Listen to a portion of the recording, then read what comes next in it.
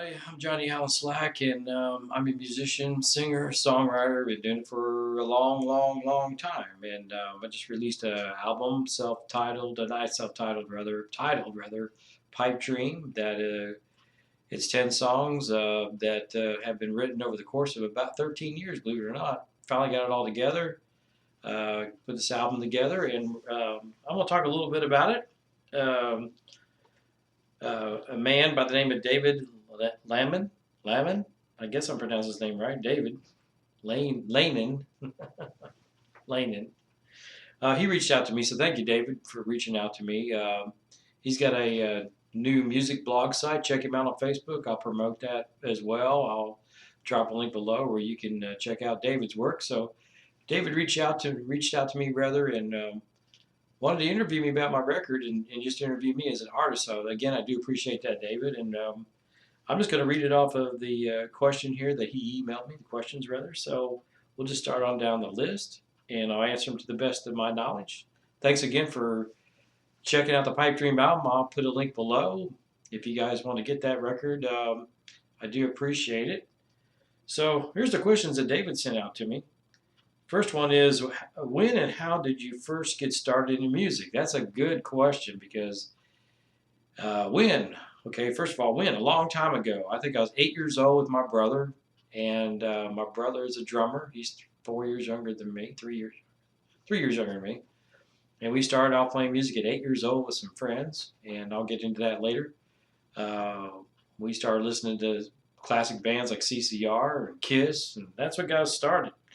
We got interested in music, and basically when we saw Kiss, we thought, oh, that's cool. We want to do that, right? Just like so many people older than me wanted to be the Beatles, right? That's how that started. Did I ever play in school or marching band? I did play in school, but I never played in a marching band. Now my brother played in the marching band, but I never did play in a marching band. I did play in school though. I played at talent shows in 8th grade and freshman year in high school, and it was fun. First original band was called Aztec, and we played a little talent show there. So I did play. What was the name of the band in high school? Okay, well, it was Aztec, and then it later changed to Triaxis. So I don't know if you guys, this is way, way back. I don't know if you remember or not, but some of you old folks from Beach Grove might remember Triaxis. I was the bass player in that band, three-piece heavy metal band. That was the band in high school. The next question is, who were the other members of your first band, and any of them still with me today? Okay, well, the other members in my first band was Michael Slack, my brother, and he's been drumming with me all the way until 2021 during the pandemic. I'll get it in. I'll tell you a little bit more about that later. But he's been doing it since 2021. Now, since then, it's just been me. The other person in my band that's with us now still. Members of the first band. Actually, is Tony Boris. He's a Beech Grove alumni as well. He lives in Las Vegas, and we don't work directly together anymore, but we work together online in a side project called Lipstick Lemon, which is something that he created. So Tony's a guitar player. I'm a bass player. Michael's a drummer. Michael's my brother. Tony's like my brother, great friend. Known him for years, since second grade actually. So he's in Las Vegas, still playing guitar and still sending me stuff to help him work on this Lipstick Lemon project. I have a couple of concept videos up of that on my YouTube channel. Where did the name of my band come from? The first one was called Aztec. It came from a guitar, the name of a guitar that Tony had. And then we changed the name later to Triaxis. And Triaxis was actually come up by Tony's brother Doug, which didn't play music with us, but he was our artist. And he came up with the name Triaxis, and I can't really tell you how he came up with that. But I've been in a lot of bands since then. It would take me 3 hours to talk about all the bands I've been in until. But that was the first one, and it was Triaxis. Who's the most recognized? Next question. Who's the most recognized music superstar you've ever met during your time in the music business? Good question. Very good question. Well, I've met Paul Stanley and Gene Simmons of Kiss. That was pretty cool. I've met and worked with Minnie Murphy. Now, you guys may not know who she is, but she's a country superstar in Nashville, Tennessee, and she still writes. She just wrote for Hallmark Records, or Hallmark Movie She does placements, and she's a writer. I got the privilege of working with her on our song, which is on the Pipe Dream album called Shades of Blue. She's the featured female vocalist on that tune. Minnie Murphy, but the big stars that I've met, probably the big stars, not that Minnie's not. She's been on Jay Leno and she's been in movies and everything. I've also worked with Tim Wright of the Wright brothers, who was in the Overboard movie. And like I said, but Gene Simmons and Paul Stanley are the two probably iconic figures that pretty much everybody knows. That would be the superstar. Have you ever got any advice from any of the big names in the music business? Yes, I have. Tim Wright has given me advice. Engineers in Nashville, Tennessee have given us advice, and it's been really good advice. So I would say they always say the biggest advice I got from the people that are big in the business is get a good manager. I've seen so many big superstar people that have gotten messed up by their managers. A famous band from the 70s called Badfinger, read their story. They got really screwed by their management. So the advice I've gotten from them is get good management, get a good agent, which I've never had, by the way.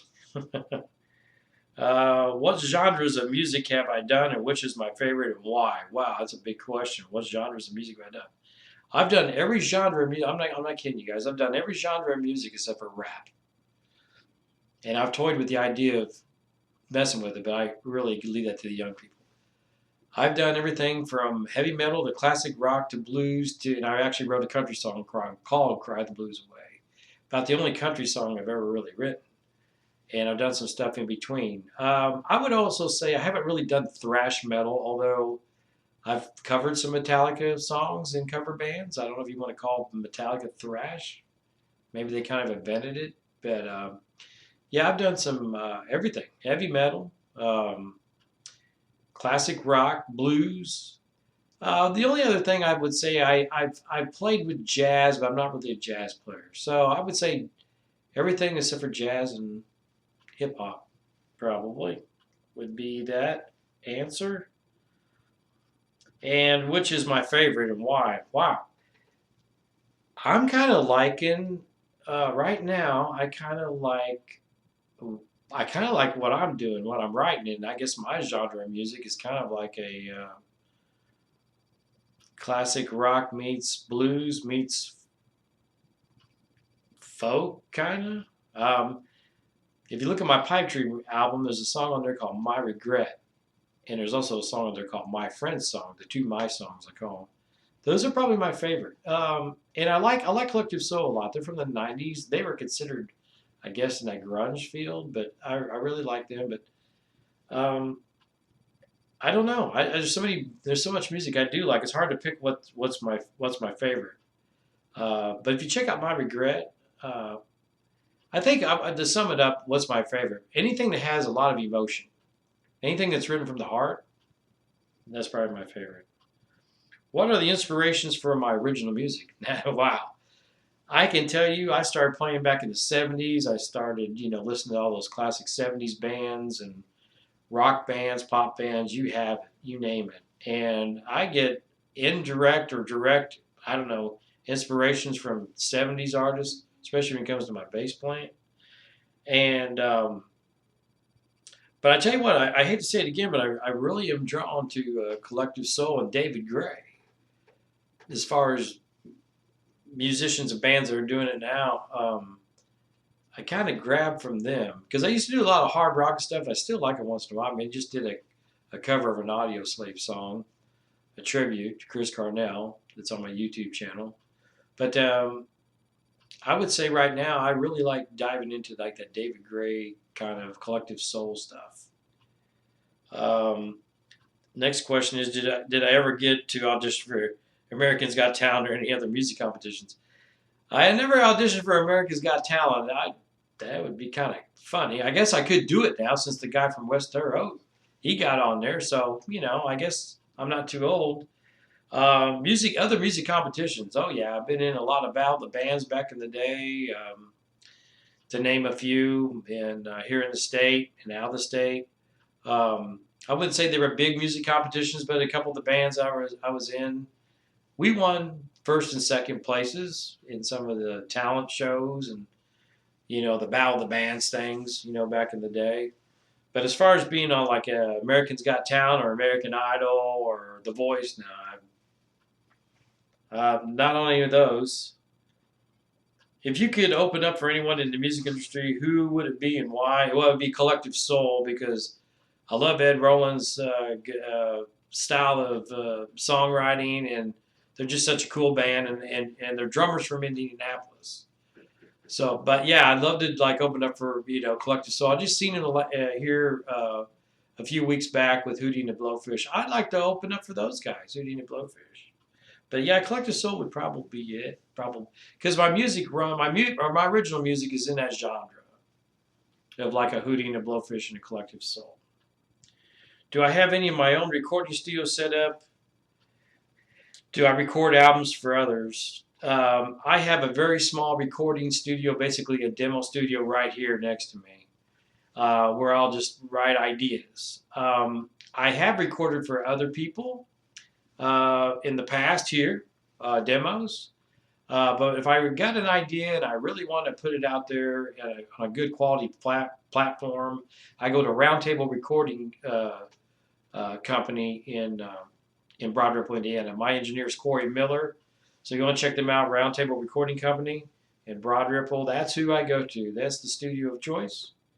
For any of you musicians that are not aware of that studio rather, I highly recommend them if you want to go get a quality recording. Now you're going to spend about $80 an hour, but it's worth it. But I have done demos here, and I have done demos for other artists. Have you ever noticed a difference in the quality of music from when you started and today? Oh yeah, I talk about it all the time with other musicians. Back in the day, in the 70s, the 60s, and 50s, and even the early 80s, these bands that were so good vocally, harmonizing and everything, they just had to go in the studio and take after take after take until they got the harmonies right and tight. Big example of it, I would say, is like the Bee Gees back in the day, right? Their harmonies are spot on and everything. And a lot of the 70s pop bands, if you go back and listen to some of those bands and groups, their vocal harmonies are fantastic. The musicianship was fantastic. They played their own studios in the studio, their own instruments rather in the studio, and nothing was sampled or checked electronically, pitch corrected, whatever. Nowadays, you can go in, and I've been guilty of it. You go in the studio, you lay down a vocal track, you get it halfway close, then they spend an hour or so pitch correcting your vocals. And they pitch correct your notes. A lot of times use electronic drums that are pre-programmed. On my friend's song is actually a programmed drums on my record. Now the rest of the record is my brother playing drums, acoustic set behind an acoustic set rather recorded in the studio. But my friend's song was actually done programmed. And nowadays, almost everything's programmed, almost everything is sampled, almost everything is pitch corrected. So that's a very good question. It's a big difference between the music of then and now. I call today's music very homogenized. I'm not saying that in a bad way, it just is. It's homogenized. All the electronics and the technology has made everything sound so pure that you don't have that real feel like you did back in the day. Like I said, back in the day, man, you had acoustic guitars, electric guitars, real drums, real everything. You had to study your instrument. You had to practice your vocals. You had to be spot on, or you kept retaking it until it was right. That's the difference today. The next question: what are the biggest challenges as a band trying to get recognition? I don't have all. I would have to take about a week to answer that question. The biggest challenges of the band. Number one, the biggest challenges I ever had in any band I've ever been in is to keep the marriage together. To be honest, keeping everybody on the same page because I've been blessed to work with some great, fantastic musicians. Some of them are still playing, some of them are retired, but just trying to keep everybody on the same focus and in the same swimming pool, so to speak, and everybody driving in the same direction. It's very hard to keep the band together. It takes a really good manager to do that because to keep a band together. But that's probably the hardest thing is just keeping the band together in the first place. And the competition, especially back in the 80s when I started, late 70s, early 80s, the competition was very tight. And you didn't have the internet back then. And you had to have, mailing list and things like that. It was really tough to break into the music business. And it still is, really. I mean, but I think more people recognize it now because you have the internet. I've gotten a lot of fans just off my internet because that's all I have really right now as a tool because I'm not really playing out live. Okay, the next question is, what has been your biggest success story? My biggest success story, I would say, was when I went down to Nashville, Tennessee, and recorded with Minnie Murphy. I mean, this woman's amazing talent. You can look her up, and she actually recorded on one of our songs, and I say our songs, that my brother and I wrote, "Shades of Blue," and that was a success story on itself. Doing that, and the other part of the success story is that I got to play in several bands, a couple bands actually, maybe three, I guess, where we were signing autographs, and it was just a lot of fun. The last band I was in, called the Crossroads Saints, we actually just signed autographs as late as 2020, and for people overseas that bought our that listened to our music and played our music on the radio. And one other thing that the success story that was, well, no, that's actually, we'll say this for the next question. What's been my biggest disappointment? It was kind of love hate because my regret, I shopped that song original that's on my Pipe Dream album. I shopped it to the music industry for placements for movies and stuff, and it came close. It came within the top 5 to get picked for a major motion picture that we're going to use that song in the movie. But at the last minute, they changed and opted for another one. And so that was kind of a disappointment. And I was going to know the answer actually on my birthday, whether they were going to take the song or not. And I would say that was kind of disappointment. But at the same time, it was also kind of nice to know that we were good enough to where we got a song in the top 5 for a major motion picture. This guy wrote the Green Hornet and everything else. That's how big this guy was.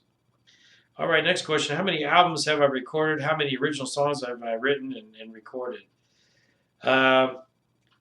This is the first album that I've written just on my own with my brother. Prior to just me and him. There's 10 songs on that we wrote. Actually, there's 9 songs on this record that we wrote. One's a cover, Wichita Lineman. We've written some heavy metal stuff too. We got another album that got about 7 heavy metal songs that are written, a bunch in the demos that I never released.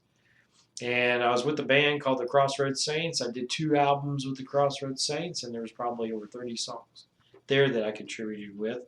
So I would say a total of the albums, and also back in the 90s, in the 90s I made an album with a band called New York Street. 9 songs on that album I contributed to.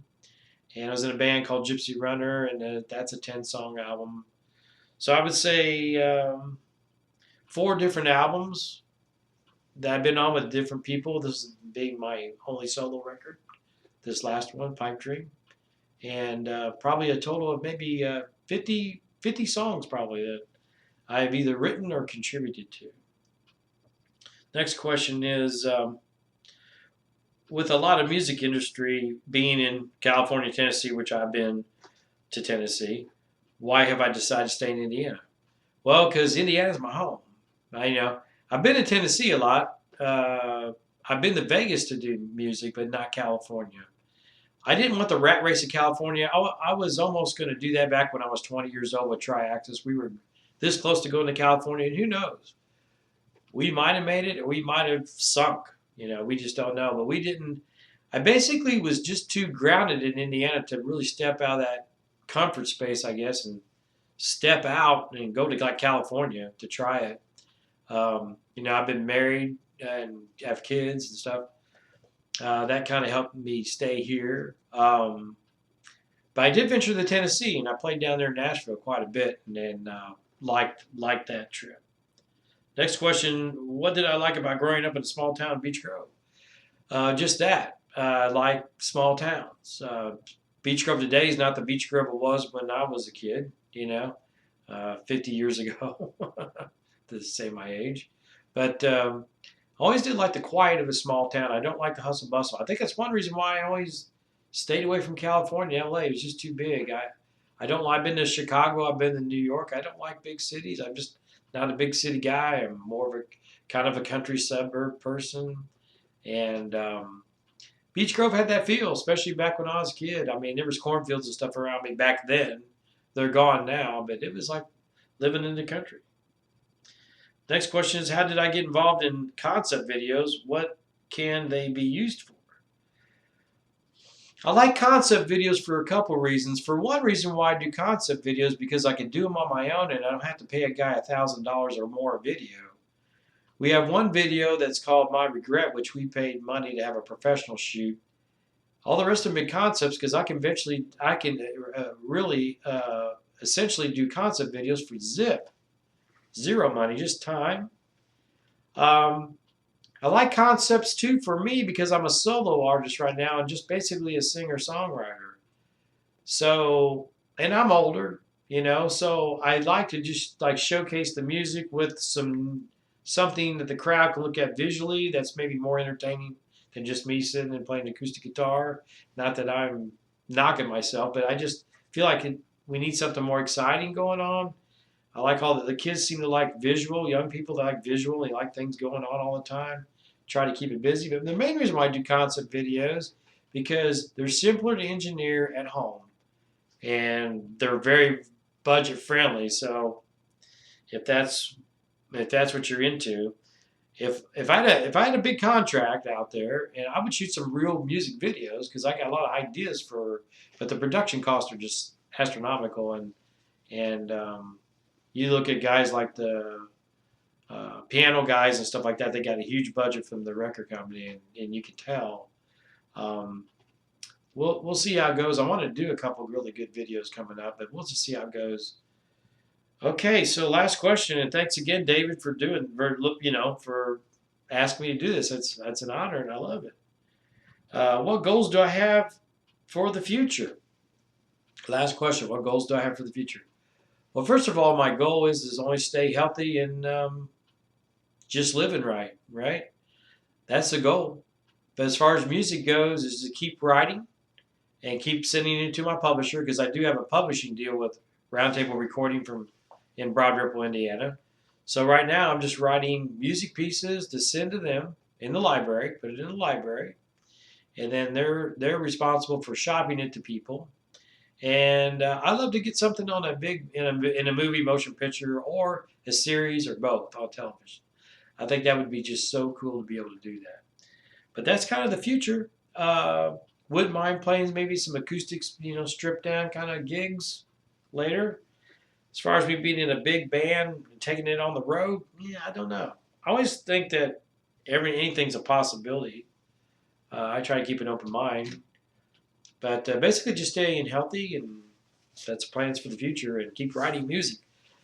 Before I end the interview, again, thank you, David, for giving me the chance to talk a little bit about myself. Thumbs up to the Grovers. I still talk to some of them back home once in a while. And if you would, and if you want to help kids with cancer and you want to help people with mental health illness and suicide prevention, if you go get my record, and I'll send the links down. I do have some hard CDs left. If anybody has CDs, they can just shoot me a note on my email, and I will send you one.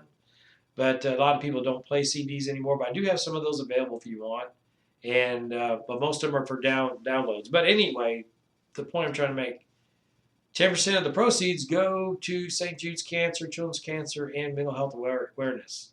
NAMI. So you're helping a cause, and I do appreciate that. And check out Pipe Dream. And Dave, thanks again for interviewing me, and we'll see you guys out there. Thanks again. This is Johnny Allen signing out.